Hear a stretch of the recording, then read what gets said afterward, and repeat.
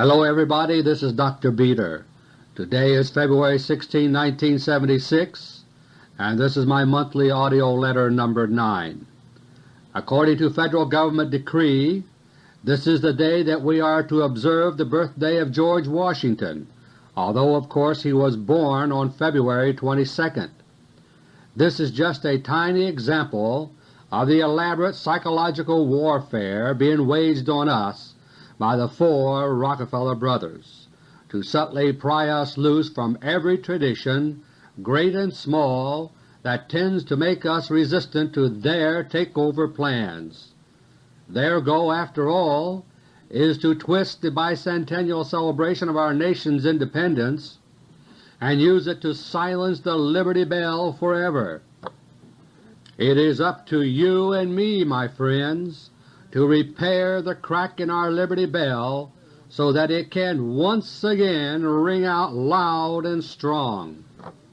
Our beautiful Declaration of Independence was signed 200 years ago on July 4th, and ever since, as a reminder of our nation's birthday each year, the Federal fiscal year has always begun in July. Every year, that is, until now.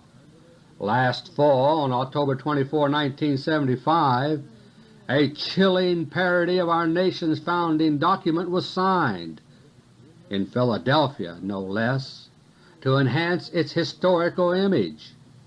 It is called the Declaration of Interdependence, for which our puppet President Ford served as the advance publicity man in speeches last spring.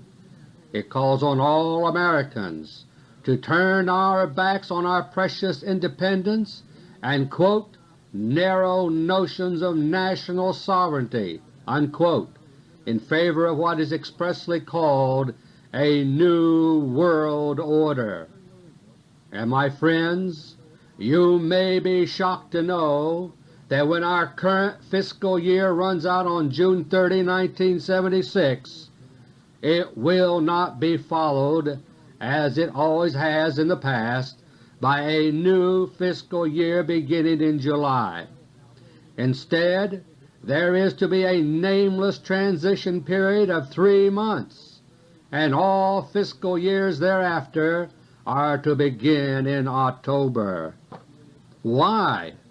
To commemorate the signing last October of the new Rockefeller Declaration of Interdependence. Thus July 4th, like Washington's birthday, is to become just another date on a calendar slipping quietly into oblivion, a relic of what our unelected rulers tell us is our obsolete, outmoded past. As we say goodbye to our Declaration of Independence and everything it has stood for during the past 200 years, we ought to ask at least, what is it that our rulers are so anxious to have us throw away? What kind of things does it remind us of that the Rockefeller brothers want so desperately to have us forget? The Declaration of Independence starts with the assumption that all men are endowed by their Creator with certain inalienable rights, including life, liberty, and the pursuit of happiness, and that the preservation of these is the entire purpose of legitimate government. Quote, to secure these rights, governments are instituted among men, deriving their just powers from the consent of the governed, unquote. And this is so basic that, quote, when a long train of abuses and usurpations, pursuing invariably the same object, evinces a design to reduce them under absolute despotism, it is their right, it is their duty to throw off such government and to provide new guards for their future security, unquote. My friends, our real government today is not the one defined in our Constitution, which belongs to us. We are ruled today by the Rockefeller brothers and their empire of modern outlaws, pulling the strings and manipulating the actions of the visible governmental apparatus. So What were some of the elements of that design to reduce them under despotism that led to the Declaration of Independence? Why do the Rockefellers fear to have us reminded of it? Just listen to a few examples of the grievances listed in the Declaration of Independence and think of any parallels you can see today, and the answer will be obvious to you. Quote, "He, the King, has erected multitudes of new offices and sent swarms of officers to harass our people and eat out their substance." Unquote. What about our mushrooming federal bureaucracy? Another quote, "He has combined with others to subject us to a jurisdiction foreign to our constitutions and unacknowledged by our laws, given his consent to their acts of pretended legislation." Unquote. What about the super-secret White House Merge Policy Directive to Sovietize America, which I made public for the very first time last month in Monthly Audio Letter No. 8? What about the growing mountain of unconstitutional executive orders and oppressive regulations which today constitute pretended legislation? Another complaint, quote, "depriving us in many cases of the benefits of trial by jury." Unquote. Our forefathers fought and died in a bloody revolution over this, yet it is only one of the many safeguards which are specifically eliminated as a right in the secret new Rockefeller Constitution, which we are expected to accept this coming November. Perhaps most telling of all, quote, "He has abdicated government here by declaring us out of his protection and waging war on us." Unquote. My friends, you and I have been declared out of the protection of our own government by the Rockefeller agents who control it. As I have documented for you in previous tapes, every remedy provided by law for the redress of such grievances as the terrible Fort Knox twin scandal and other such serious matters has been blocked by Rockefeller agents and fellow travelers contrary to law. Most recently, for example, my associates and I took up a Congressional challenge to state our specific charges about Fort Knox so that a grand jury might be impaneled to investigate them.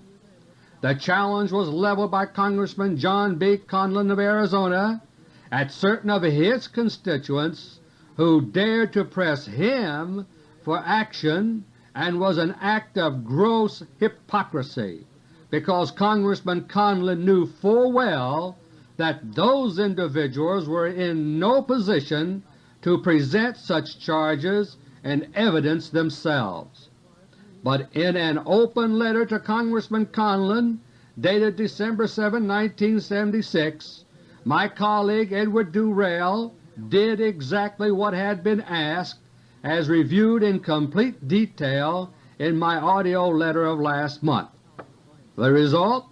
The same studious silence and inaction from Congressman Conlon that has characterized his attitude toward Fort Knox for over a year. Whoever knows what is right to do and fails to do it, for him it is a sin. The Rockefeller Brothers are truly waging undeclared war on us. Your survival may depend on your understanding this fact. My three topics today are therefore: 1. How you are a target in the secret Rockefeller takeover of the United States Postal Service. 2. How the coming wars will affect you and your family. And 3. How you are to be a pawn in the game to make Nelson Rockefeller our first dictator. Topic number 1. 2 days ago, on February 14, 1976, Ford declared in a Florida campaign speech that he has had it with terrorism, and he proposed a death penalty for a range of terrorist offenses. Not long ago, Full-fledged terrorism was something most Americans tended to associate only with other countries. That couldn't happen here, but lately it is happening here more and more. First there was the spectacular SLA case involving Patty Hearst. More recently, hundreds of grocery stores, banks, and whatnot have been bombed. On December 29, 1975, 11 people were killed and 75 injured when a bomb exploded in the passenger terminal at New York City's LaGuardia Airport. And you can rest assured that this is only the beginning. On January 13, 1976, FBI Chief Clarence Kelly helped get our bicentennial year rolling by predicting growing terrorism in America and assuring us all that the FBI is bracing itself for the worst. What you are not being told is that this new, frightening problem is a carefully orchestrated part of the undeclared war being waged on you by the Rockefeller Brothers. The terrorism itself is flaring up courtesy of your friendly CIA, which was behind the SLA and LaGuardia episodes, as well as many others of lesser note. Of course, after they have given enough examples for people to copy, they fully expect a few unstable individuals here and there to decide to do the same thing, and those amateurs will be the ones who will be caught from time to time and prosecuted with great fanfare. As usual, the Rockefellers first create a problem on one hand, in this case terrorism, and then stand ready to solve this problem for us on the other hand, in this case by way of a nationwide law enforcement apparatus which they are subtly bringing under Federal control. This same technique is being applied in the related area of civil disturbances. Lodged within the so-called United States Department of Justice is a relatively new and little-known agency called the Law Enforcement Assistance Administration, or LEAA for short. In the few years of its existence, LEAA has turned into very big business indeed, and is busily converting segments of your local police all around the country into regional branches of our as yet unadmitted Federal police force, in other words, our Gestapo. Of course Gestapo has an unpleasant ring to it, so don't expect them to name it that. These special duty law enforcement teams are for the most part not yet well known by local citizens in each area. Lately, though, a few of them have received some unwanted publicity in scattered locations around the country, so keep your eyes open. One favorite type of unit is often called a Metropolitan or Metro Police Unit. These are typically formed as a cooperative arrangement among a group of communities. Each community contributes a few of its officers to the Metro Unit, which is given jurisdiction throughout all the communities involved. The LEAA assists in getting these going by footing the bill, or most of it, with your Federal tax dollars for the first few years. Sounds nice, doesn't it? But it is the first step toward replacing your local policemen with regional cops who may feel much less attachment to you or your town. Worse yet, LEAA takes deliberate advantage of the natural tendency of most local police chiefs not to give up their best men, but to instead pawn off any troublemakers or less reliable men onto the Metro Unit.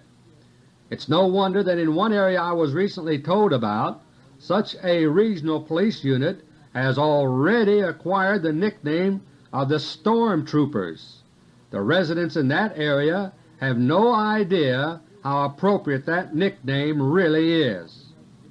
Most of this is tied in, directly or indirectly, with the secret domestic Operation Garden plot, about which I warned you 7 months ago in Monthly Audio Letter No. 2. Most of this huge program, which has even involved domestic war games and maneuvers for several years is still well hidden. One exception, although its connection with Operation Garden Plot is not generally known, is the new breed of police usually known as Special Weapon Attack Teams, or SWAT, SWAT. They are the Green Berets of the police, and there is even a popular TV program to make them appear as heroes rather than the menace that they really are. True, they are frequently used right now in situations where their services may be beneficial, but this is little more than combat readiness training to ensure that they can be used for more serious purposes when the time comes. But you may say, these policemen are good Americans themselves. Surely they would not allow themselves to be used as tools in setting up a dictatorship. Of course they wouldn't if they saw the situation that way, but Operation Garden Plot started nearly 10 years ago in the wake of riots which were deliberately ignited in the mid-60s. All the indoctrination given to these special police units is given the slant that serious civil disturbances might rise again, and that at all costs they would have to be put down to save our country. This is the diabolically clever trap being laid for us by the Rockefeller Brothers. We must stop the secret new Rockefeller Constitution before it is adopted. Otherwise the streets of America will run red as frantic Americans try too late to reverse the so-called Second Revolution of the Rockefeller Brothers. Of course there may not yet be a regional police setup where you live, but something else is bound to be closer to home, the post office. If there is one thing Americans probably don't fear, it is the post office. We have been brought up to take for granted the safety, dependability, and convenience of the United States mails, and that is exactly what makes it such a viable tool for the Rockefeller Brothers now that it has fallen into their clutches. On May 28, 1969, the Postal Service Act of 1969 was introduced in the House of Representatives by Congressman Morris Udall of Arizona on behalf of the Rockefeller interests who had been paving the way for it for 2 years. More recently, by the way, Udall has been leading the campaign to destroy your property rights by means of national land use legislation, and he has also rendered other useful services to the Rockefellers. Perhaps you have wondered how good old Mo Udall has been able to come from nowhere and receive such favorable publicity in his presidential campaign. Now you know. After an appropriate delay to suggest due deliberation, the Postal Service Act was passed overwhelmingly by both Houses of Congress and signed into law by President Nixon late in 1970. At the stroke of a pen, the United States Post Office Department was abolished and replaced by the quasi-private U.S. Postal Service. Just as the Federal Reserve Act in 1913 handed over control of our money to the Rockefeller interests, the Postal Service Act handed them the control of our most basic communication system, the mails. Like the Federal Reserve System, the Postal Service is now privately owned, yet it retains the powers and privileges of the Federal Government. And not only was it obtained at no cost to the present owners, aside from lobbying and propaganda expenses, but their investment bankers have already reaped over $50 million in brokerage fees for placing Postal Service bonds in the private market.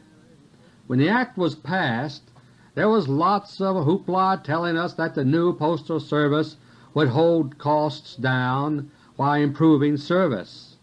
But postal rates have almost doubled already under the Postal Service, and just today the news was filled with statements that the Postal Service will just have to raise rates again due to its huge deficit, $1 billion this year alone. And as for service, the real plans of the new Postal Service Corporation when it was created were the exact opposite of the public relations promises. Plans contained in documents that are virtually unknown to the American people spell out a well-defined process by which postal service is to be progressively cut to the bone, not improved, and this process of Sovietization of our mail service is even laid out in the favorite Soviet style, a 5-year plan from July 1, 1971 to June 30, 1976. The Mail Service Reduction Plan involves 9 separate measures. Briefly, they are: 1. Elimination of a 6-day mail delivery and manned window service. 2. Consolidation of mail processing centers. 3. Individual and group production standards. 4. New techniques for carrier office work. 5. Limiting mail delivery by requiring such things as cluster boxes at trailer courts and making only one attempt to deliver parcel post. 6. Cutting back on basic services such as smaller post offices and the number of mail collection boxes, and no longer delivering parcel post and certified mail to your home. 7. Requiring you, the customer, to do more and more of the Postal Service's work, such as coding and sorting the mail. 8. Eliminating the use of air transportation for first-class mail within 750 miles. And 9. Establishment of so-called standardized postal facilities. So far these measures sound pretty harmless, don't they? Aside from a little inconvenience, they probably don't arouse much concern on your part.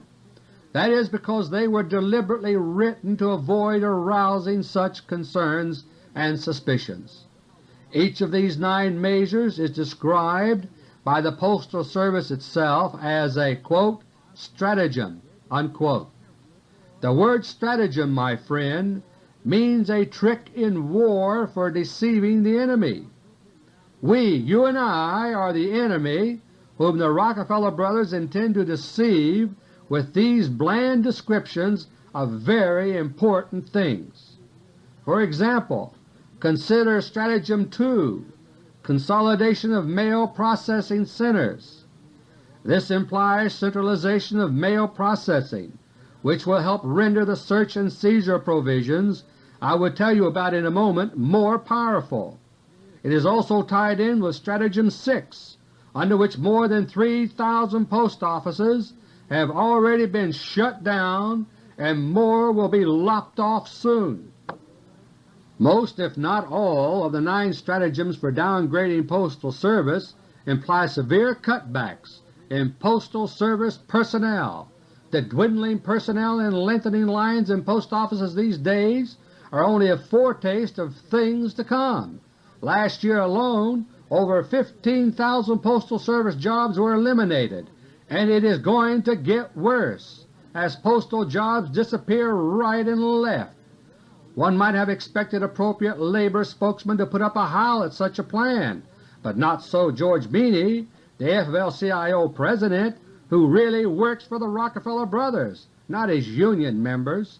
He supported this so-called postal reform thanks to a virtual yellow dog contract which gave the AFL-CIO exclusive rights to represent Postal Service employees without their consent. But the mere downgrading of Postal Service, swindling of Postal Service employees, and the financial milking of Postal Service assets and public cash by the Rockefeller Brothers take a back seat to far more dangerous and little-known provisions quietly written into the Postal Service Act. For example, suppose you were to write a note or a letter to a friend and then decide for some reason to take it to him yourself, or have another friend who is going that way drop it off for you. That, my friends, is a violation of Federal law, the Postal Service Act of 1969. The Rockefeller Brothers will brook no such competition with their postal monopoly.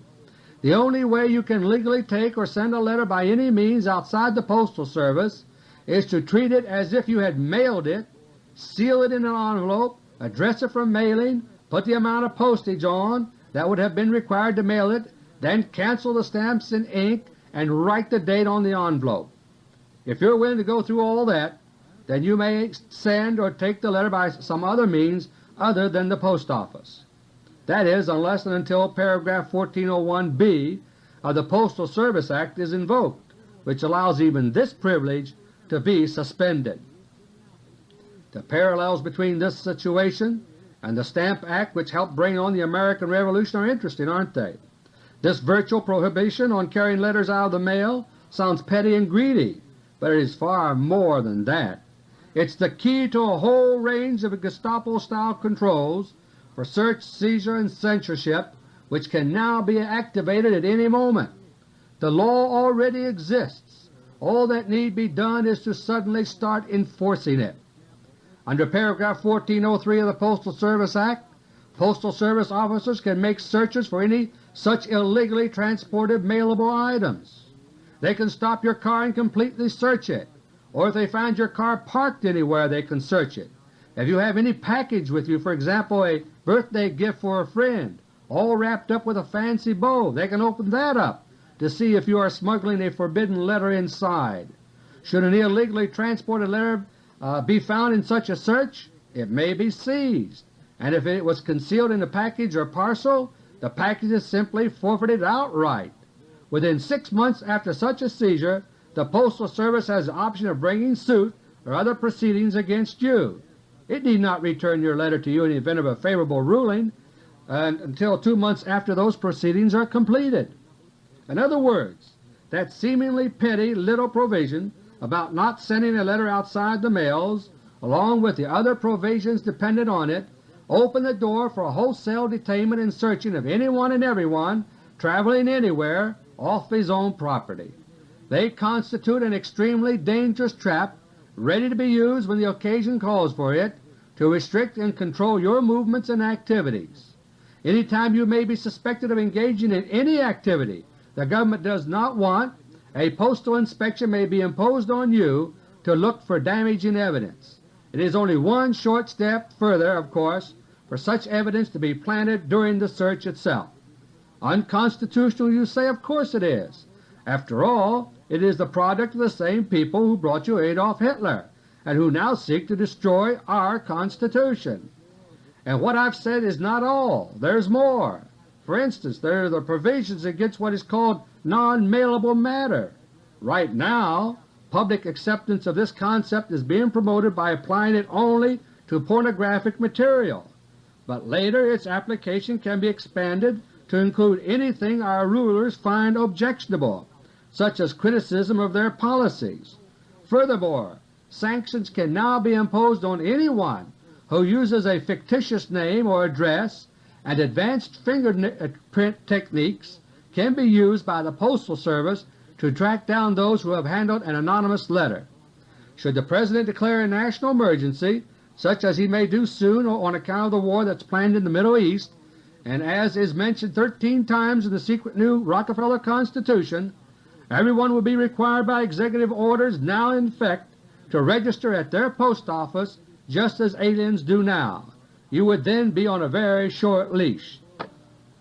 The Postal Service also is given other dangerous powers, such as the power of eminent domain, by which this huge private corporation can acquire your property if it so desires. So the Rockefeller Brothers are weaving their Postal Service web larger and larger out of the public eye until the day they decide to put it to use to entrap us all as a part of their undeclared war against you and me. Topic number 2. When World War I ended, the Treaty of Versailles required the defeated Germany to pay huge war reparations to the victorious Allies. After World War II, Europe was again forced to pay reparations, but you won't find them in any history book, because this time the reparations were paid not to any nation or group of nations, but to the real rulers of the Western world, the 4 Rockefeller brothers. And as always, it was done at your expense. Here is what happened. As I explained in audio book number 1 about the coming depression and war, World War II was brought about by the international Rockefeller interests and succeeded in its purpose to smash the British Empire in order to break the British boycott against the Rockefeller Standard Oil Company in the immense Saudi Arabian oil concessions. Europe was devastated in the process, however, and after the war the Rockefeller Brothers set about rebuilding Europe and Japan and their own major holdings there, using American taxpayers' money as usual. It was called foreign aid, the Marshall Plan, and the Point 4 program, among others. The Rockefellers themselves profited handsomely from all of the so-called foreign aid programs, and still do today, through their multinational corporations. But for the fraction of these programs that did benefit Europe and Japan, they also laid plans to exact reparations from Europe and Japan to go into their own coffers. 3 years ago in my book, The Conspiracy Against the Dollar, I showed how the Rockefeller Brothers caused the United States dollar to be divorced from its gold backing so that gold could be phased out of the international monetary system and into their own private pockets. Over 2 decades, the Rockefeller Brothers had expanded their multinational corporations into a formidable economic force, using proceeds from foreign aid as well as the tremendous profits from Saudi Arabian oil, which they obtained at a net cost of only 5 cents a barrel for over 30 years. In the late 1960s, foreign affiliates of the Rockefeller multinationals, armed with $200 billion, started dumping these dollars on the London gold market, forcing gold prices up there. European central bankers lost billions of dollars worth of gold in an attempt to keep the gold price and their own currencies stable, but to no avail. The forces against them were just too great, and by March 1968 they were forced to give up, causing the establishment of the two-tier gold system. In mid-1971, these same multinationals launched another such offensive dubbed Campaign May, bombarding the same central bankers of Europe with wave after wave of billions of dollars, until finally on March 1973 the central banks of Europe were forced to purchase the stolen gold reserves of the United States in Switzerland at $90 an ounce, 2½ times the then current official price of $35 per ounce. The Rockefeller interests received $45 billion for their trouble. What thus appeared to be a soft dollar devaluation in early 1973 was actually reflecting a huge behind-the-scenes reparation payment extorted from Europe by the Rockefeller interests for their role in rebuilding Europe and Japan after World War II, a war which the Rockefeller interests themselves had caused. Since that initial sale of America's gold, the Rockefeller Brothers have made windfall profits on that same gold several times over by massaging the gold market up and down, buying low and selling high. Such international economic warfare, as well as the undeclared domestic warfare being waged on you and me, lies behind the theft of America's gold from Fort Knox and elsewhere, and there have been hints at least about the Fort Knox rip-off in the past.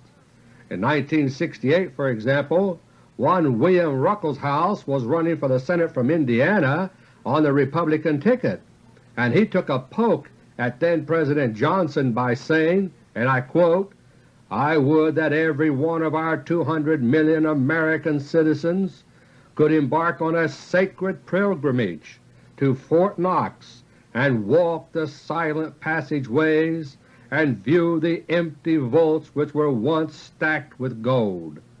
Unquote. But Ruckelshaus is now one of the Rockefeller inner circle, and we hear no more from him about irregularities at Fort Knox. Nor do we hear about it through the major news media. Most are silent because they are under control one way or another. The remaining few who are aware of the Fort Knox situation have so far knuckled under to pressure and a completely wrong public interest argument, namely that if the truth about Fort Knox comes out, it could bring down the world's monetary system. But my friends, the Rockefeller Brothers have already done that. It is on the road to total collapse right now to suit their purposes. What exposure of the Fort Knox scandal would do is to wrestle it free from their control so that it could be rebuilt for the benefit of everyone. The news has recently included big stories about other alleged irregularities and corrupt practices within the United States Treasury. For example, Internal Revenue Service Commissioner Donald Alexander is presently under a grand jury investigation here in Washington, D.C. on corruption charges. But the biggest story of them all is Fort Knox, and though it has been 22 months since I have made my initial charges in congressional testimony, there still is no grand jury and no congressional investigation about Fort Knox, and the story itself remains blackballed and embargoed by the Rockefeller-controlled major media. But the strain of covering up is taking its relentless toll. As I related last month, Treasury Secretary Simon has now resorted to outright lies, saying the Central Core Vault at Fort Knox does not exist, despite our evidence to the contrary from a former commanding general of Fort Knox and other sources. The Simon lie is now the new official line at the Treasury and is being repeated verbatim by one official after another. And poor Mary Brooks. Mrs. Brooks, of course, is the Director of the United States Mint, ostensibly so. In September 1974, she capped off the Boy Scout picnic for visitors at Fort Knox with those famous words, "See, it's all here." But she later found out that my charges are true, and that she had been made a fall guy by her bosses. She tried months ago to resign, as I mentioned in one of my monthly audio letters, but was refused, supposedly, until it all blows over. But the strain is becoming unbearable, and reports have just surfaced to the effect that she has been under hospital care since last November for nervous exhaustion caused by worry and strain. Officially, what she is said to be worried about is the ridiculous case of several missing experimental aluminum pennies. And if you want to believe that one, go right ahead. Poor Mary Brooks is now in a very precarious situation. She has become unreliable for the conspirators, and they now have her right where they want her, in a hospital. If she is lucky, she may be allowed to resign for reasons of health, or she may be about to follow the last footsteps of Mrs. Louise Boyer for knowing too much. The successful mass media blackout on the Fort Knox gold scandal has now guaranteed that you will face very hard economic times shortly. But still worse is the Fort Knox plutonium poison scandal, which is being covered up even more brutally. It has now been 4 months since I first revealed that a CIA super poison processed from deadly radioactive plutonium-239 was stored in and leaking from the Central Core Vault of the Fort Knox Bullion Depository. Cancer figures released shortly thereafter by the government revealed an appalling 18% upsurge in cancer downwind of Fort Knox. But now the press is filled with efforts by the government to discredit its own figures as a fluke due to their connection with the Fort Knox situation. A month ago they also began beating the drum about other radioactive leakages allegedly discovered suddenly in the vicinity of Fort Knox, thereby camouflaging Fort Knox as a radiation source itself. Meanwhile, an invisible, deadly atomic plague is seeping outward from Fort Knox.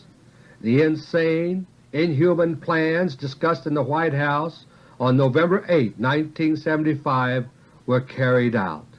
The contents of the leaking casks of CIA super poison stored in the Central Core Vault were dumped into the underground streams beneath Fort Knox, and now the possibility of containment of the poison is gone. It's no longer a question now, my friends, of doing what I suggested 4 months ago.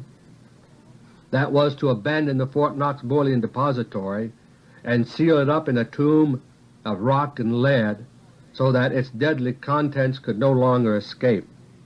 But now over 40 million people in the southeastern United States are living in what should be declared a national disaster area by President Ford. The atomic plague, now spreading throughout the Southeast, has some similarities to the bubonic plague, or Black Death, that decimated Europe hundreds of years ago.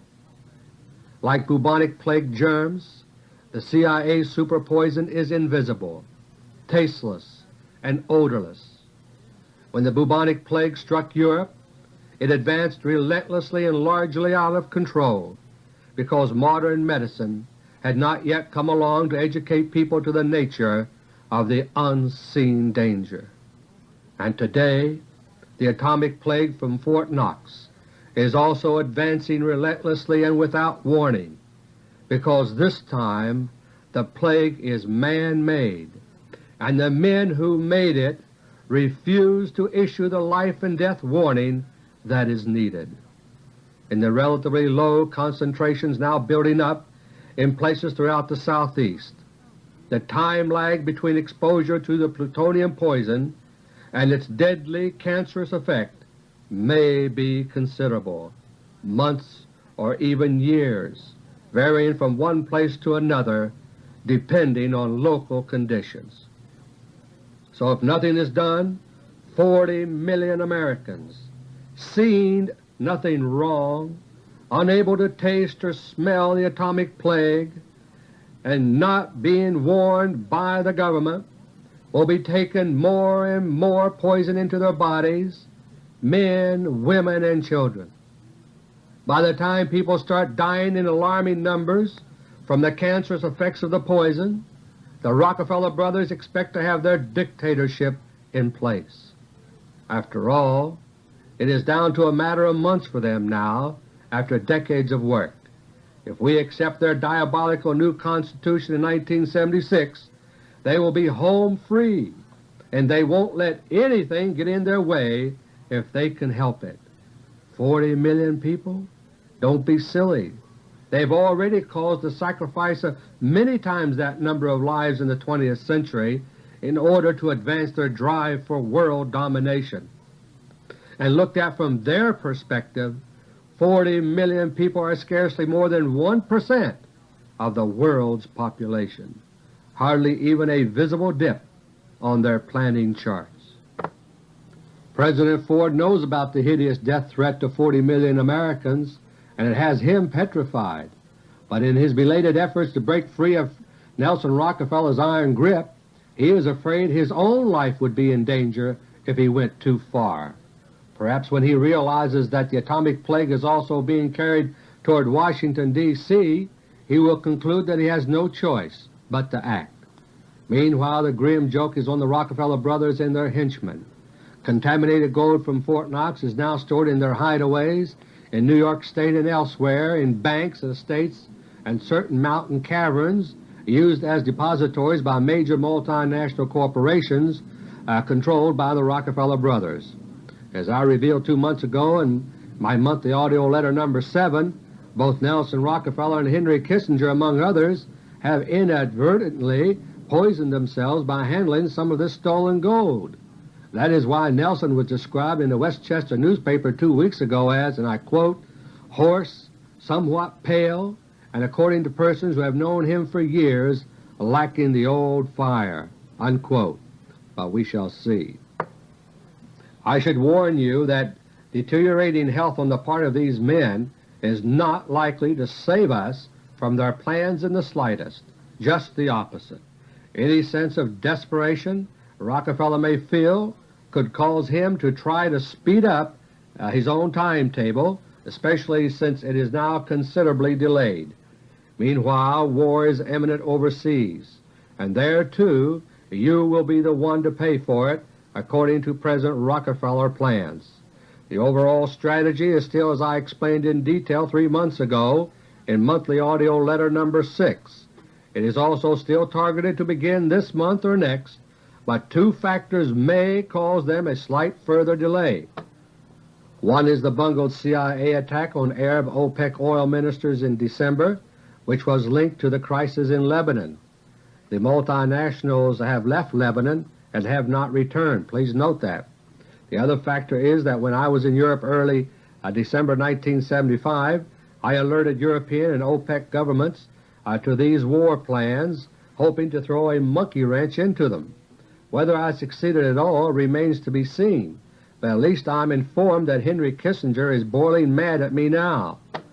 The situation in Angola is only a small part of the overall Rockefeller-Soviet plans for conquest in Asia and Africa, but the Rockefeller media are putting a heavy spotlight on it to keep your eyes off the bigger picture. It doesn't matter whether the CIA or the Soviet-backed forces win in Angola, since they are both in the Rockefeller orbit. Angola is primarily a stepping stone toward the takeover of rich South Africa, which has about a year to go on the 3-year timetable that the Rockefeller brothers have been following. Meanwhile, the Cuban forces in Angola will shortly be shifted over to Mozambique to put pressure on Rhodesia.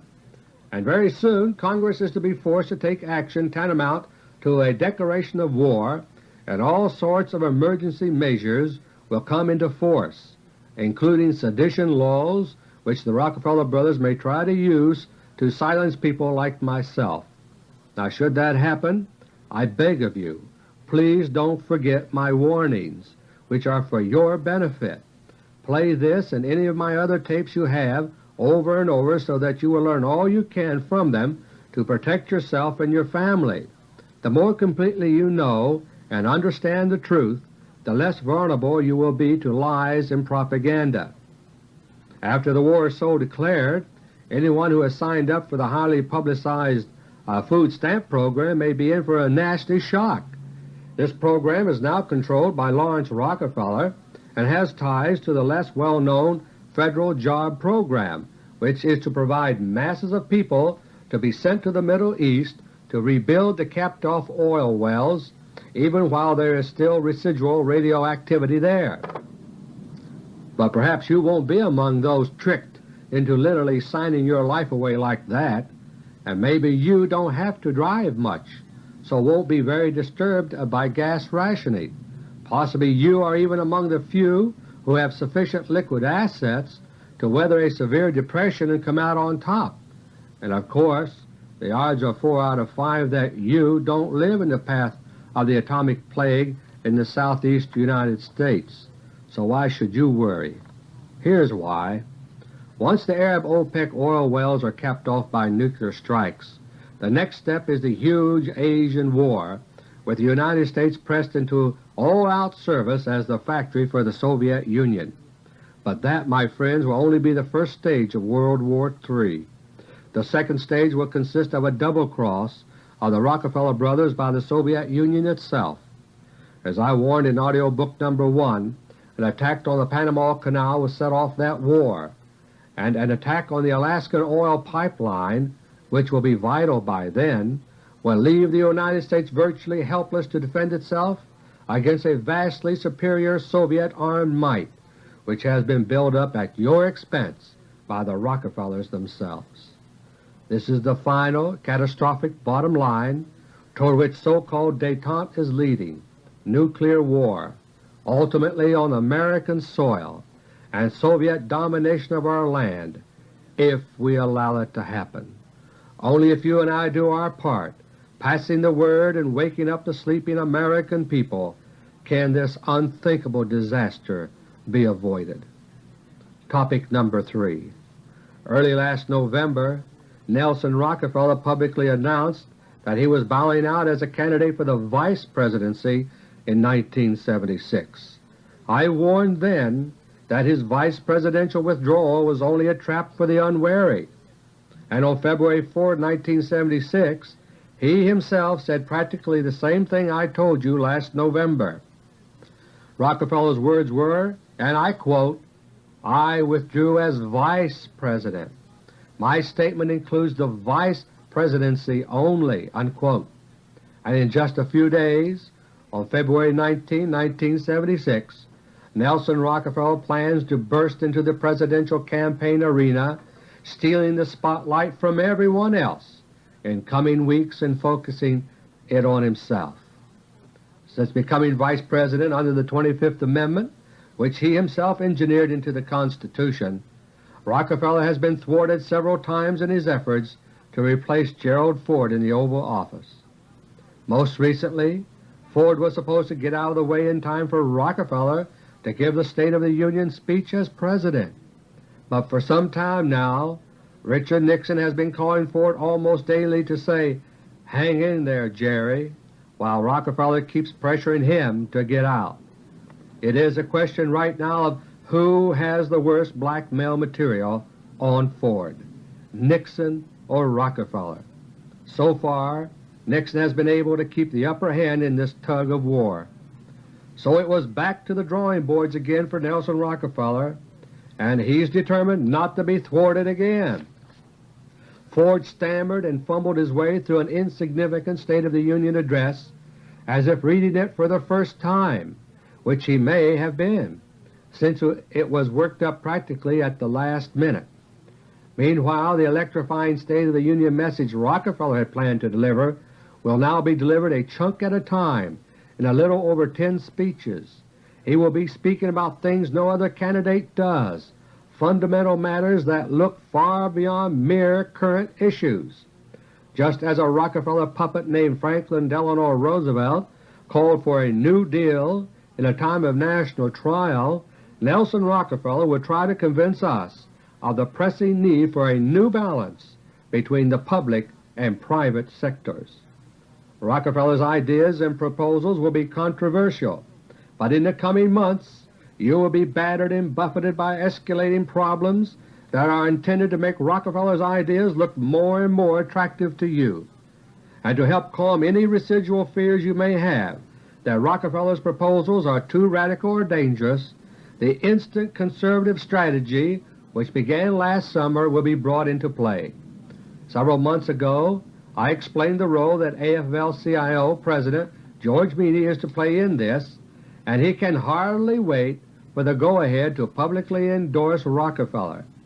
Just today, February 16, Meany announced that AFL-CIO will not endorse a Democrat prior to convention time. A few days ago, Rockefeller's instant conservative strategy shifted into high gear. Senator Barry Goldwater, who is perhaps the biggest Rockefeller Trojan horse of all, has now endorsed Rockefeller for President, saying he has changed his liberal ways.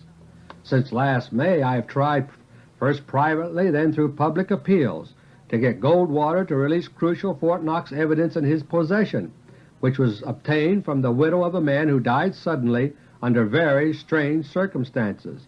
But Mr. Conservative refuses to cooperate and is still sitting on that evidence to this very day.